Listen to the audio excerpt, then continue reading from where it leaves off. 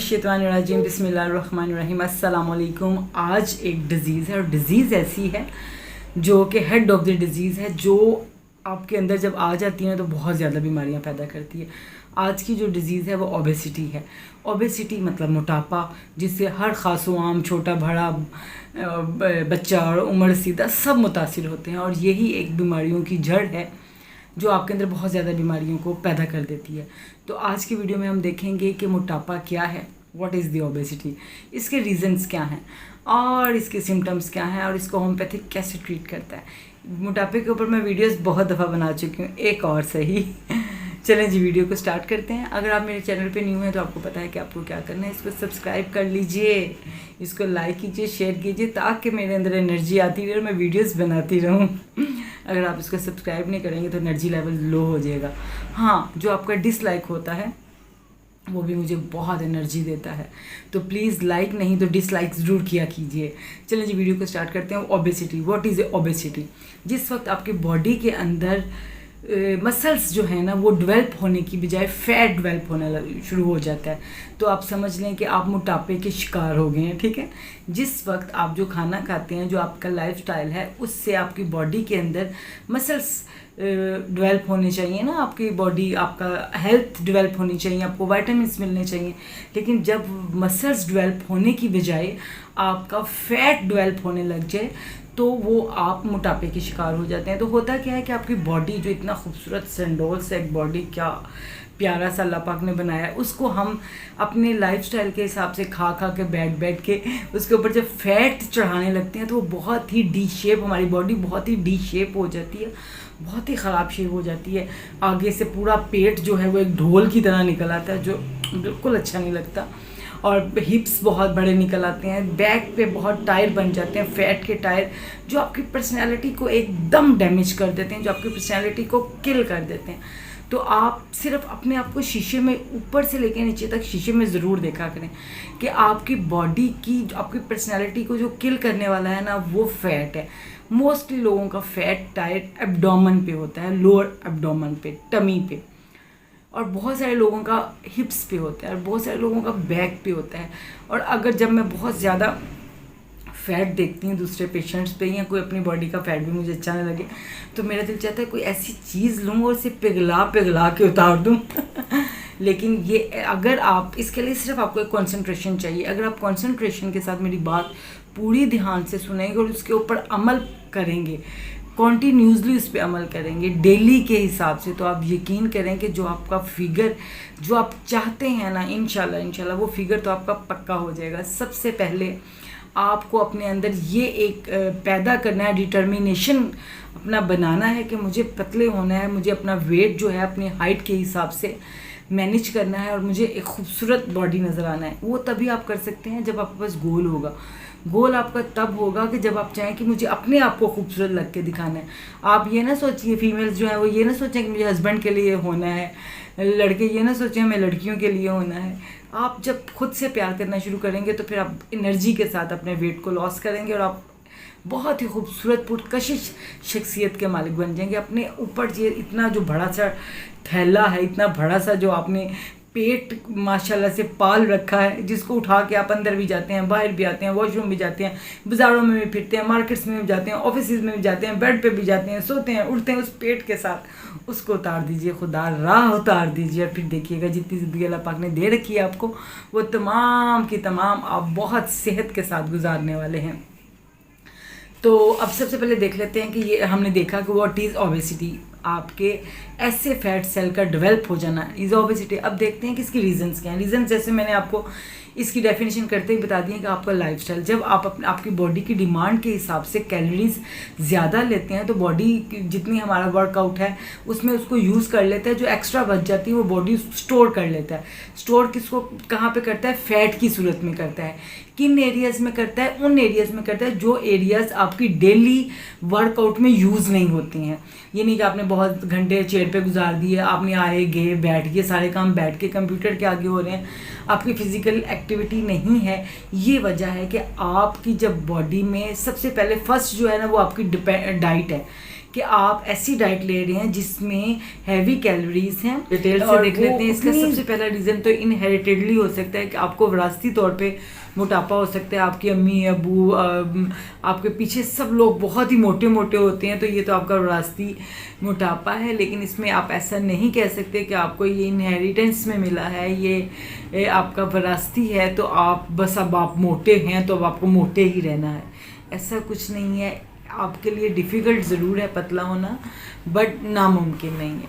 जो इसकी next reason है वो है हाइपोथायरॉयडिज़म, यानी कि अगर आपका थायराइड जो है वो ज़्यादा है या आपका थायराइड कम है या थायराइड की वजह से भी सडन वेट लूज और weight gain and weight loss होता है, तो थायराइड की रीज़न की वजह से आपको ओबेसिटी आ सकती है।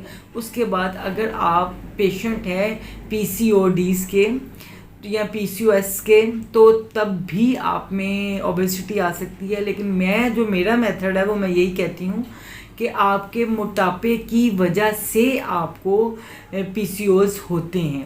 तो ये आपका मोटापा और आपके पीसीओएस इन दोनों का चोली दामन का साथ है। तो एक रीज़न ये भी है इसकी। नेक्स्ट रीज़न इसकी है डिप्रेशन।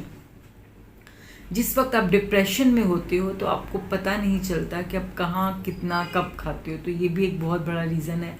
उससे नेक्स्ट रीज़न है एंटी डिप्रेशन पिल्स का यूज़। अगर आप बहुत अरसे से अपनी ज़िंदगी में ऐसी मेडिसिन्स ले रहे हैं जो एंटी डिप्रेशन टैबलेट्स हैं, जो आपकी ज़िंदगी में आपका हिस्सा बन चुकी हैं, तो वो आपके बहुत सारे ऑर्गन को ख़राब करने के साथ साथ आपको ओबेसिटी भी तोहफे में दे सकती है।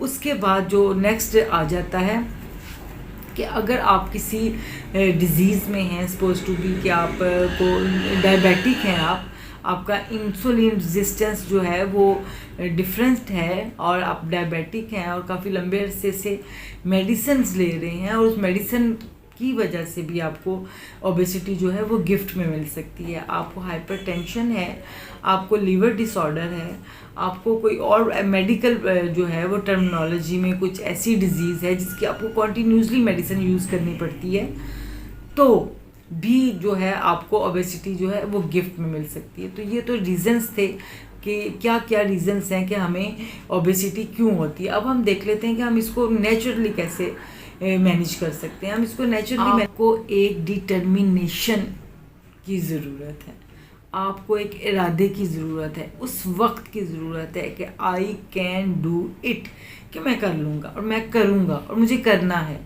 ठीक है, तो आपने बस अपने डिटर्मिनेशन को करना है। उसके बाद क्या करना है कि you have to change your lifestyle. आपने अपने खाने पीने का जो टाइम है उसको आपने बहुत ज़्यादा स्पेसिफिक करना है। जैसे मैंने आपको बताया कि रात का खाना हो सके तो उसको एग्जेम्प्ट कीजिए या कम से कम कीजिए, इतना कम कि वो 1 से 2 खजूर पे आ जाए, कि 1 से 2 खजूर हो, इतना कम कीजिए रात का खाना। और उसके बाद जो फल का यूज़ है वो अब रात में फल का यूज़ ना करें। मोस्टली लोग जो हैं जिनको इंसोनीमा होता है, रात को जागने की बीमारी होती है, उनको भी मोटापा गिफ्ट में मिलता है कि जब वो जागते रहते हैं तो कुछ ना कुछ मंचिंग करते रहते हैं। तो आपको जब भूख लगे तो आपने उठ के बड़ा सा glass, big glass of water, बड़ा सा ग्लास आपने पानी का ले लेना है, तो आपकी वो फ़ौरन से पहले जो भूख है उसको ख़त्म करेगा। आप जो हैवी मुरगन ग़िज़ाओं से फाइब्राइड वाली सादी ग़िज़ा पे आ जाइए, थोड़ा पकाइए, थोड़ा खाइए, तो आपको बहुत अच्छा लगेगा। आप सपोज टू बी अपने लिए 2 रोटियां, अंडा, साथ इतना सालन और ये सब चीज़ों की बजाय अगर आप एक ऑमलेट ले लीजिए, उसके अंदर चीज़ को डाल लीजिए, उसके अंदर आप वेजिटेबल्स को डाल लीजिए, तो आप जो है इसको यूज़ कर सकते हैं। तो आपका ये उसका फाइबर भी आपको ज़्यादा मिल जाएगा, विटामिन भी ज़्यादा मिल जाएगा और आप मोटे भी नहीं होंगे।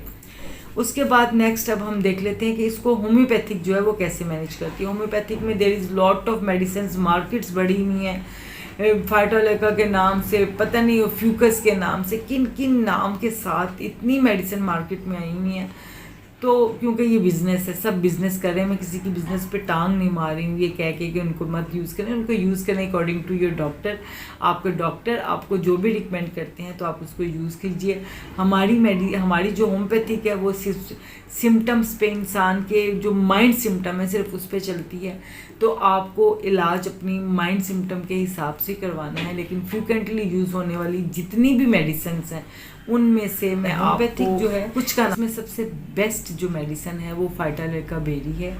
इसको मदर टेंचर में लेके आइए। इसके 15 ड्रॉप्स खाना खाने से पहले लीजिए, सिर्फ 2 मंथ्स के लिए, इससे ज़्यादा बिल्कुल भी आपने यूज़ नहीं करना। फाइटालेका बेरी को लाने से पहले देख लेना फाइटालेका बेरी है, फाइटालेका डेक ना हो, ठीक है। उसके बाद जो सेकंड मेडिसिन है जो बहुत ज़्यादा यूज़ होने वाली वो है फ्यूकस। फ्यूकस को भी अपने मदर टेंचर में लेना है और खाना खाने के बाद लेना है। फाइटालेका बेरी एंड फ्यूकस जो है इसको आप अपने साथ एक वक्त में यूज़ कर सकते हैं, ओनली फॉर 2 मंथ्स, इससे ज़्यादा नहीं। ये मेडिसिन यूज़ करने से आप देखिएगा आपको ग्रेजुअली जो है वो वेट लॉस फील होगा। अगर आपका टमी एरिया के ऊपर बहुत ज़्यादा फैट और हिप्स के ऊपर बहुत ज़्यादा सेलुलाइट्स हैं तो आपको फिलटोरी लेना है। फिलटोरी जो है ये इसको आप 30 में यूज़ करेंगे, सुबह दोपहर शाम करेंगे, और फाइटालेका के साथ भी ले सकते हैं आप। और अगर आपका जो फैट है वो उसमें आपका फैट की वजह जो है वो बहुत ज़्यादा क्रॉनिक डिजीज़ है कि आपको बहुत अरसे से बहुत ज़्यादा कोई पुरानी बीमारियाँ चिमटी हुई हैं, तो आप कैलोट्रोपिस मेडिसिन मदर टेंचर में लेंगे, 10 कतरे लेंगे। कैलोट्रोपिस जब आप लें तो आप कोशिश करेंगे फाइटालेका को रोक दीजिएगा, ठीक है। हर मेडिसिन अपने अंदर एक कायनात होती है, तो इतनी मेडिसिन को इकट्ठा यूज़ नहीं करना चाहिए। तो तब आप लेंगे जब आपको बहुत ज़्यादा कोई क्रॉनिक डिजीज़ है। तो ये वो मेडिसिन हैं जो आपको हेल्प करेंगी पतला होने में, आपके सेलुलाइट्स को ख़त्म करने में और आपकी बॉडी को शेप अप करने में। इसका मतलब ये नहीं है कि आपने कोई एक्सरसाइज नहीं करनी है, इसका मतलब ये नहीं है कि आपने कोई डाइट कंट्रोल नहीं करना है और आपने सिर्फ इन मेडिसिन से ही शेप अप हो जाना है, ऐसा बिल्कुल नहीं है। इसमें जो आपकी मेडिसिन है ना, इसका 20% रोल है। आपका जो 80% रोल है वो आपकी डाइट का और आपकी एक्सरसाइज का। अगर मैं ये कहूँ कि आपकी डाइट 70% है, आपकी जो एक्सरसाइज है वो 10% है और 20% आपकी मेडिसिन है, तो 100% आप स्लिम एंड स्मैड एंड हेल्दी हो जाएंगे। तो अपनी डाइट को बहुत आपने फॉलो रखना है, अपनी एक्सरसाइज आपने करनी है, उसके साथ आपने मेडिसिन लेनी है। जब आपने मेडिसिन लेनी है तो चीनी से बनी हुई कोई चीज़ इस्तेमाल आप नहीं करेंगे। आपको शुगर को कम्प्लीटली माइनस करना होगा, तभी मेडिसिन अफेक्ट करेगी, अदरवाइज़ इस मेडिसिन का आपको कोई इफ़ेक्ट नहीं होगा। अगर आप इसके साथ स्वीट लेंगे, स्वीट नेचुरली भी और आपको स्वीट जो है दूसरा भी वो ख़त्म करना होगा। अब आप पूछेंगे कि हम आर्टिफिशियल स्वीटनर्स ले सकते हैं जैसे सक्राल और ये चीज़ें वगैरह, बिल्कुल भी नहीं। आर्टिफिशियल स्वीटनर्स भी आप नहीं यूज़ करेंगे। अगर आपको कुछ करना है तो फिर कुछ खोना है तो पड़ता ही है ना कुछ पाने के लिए।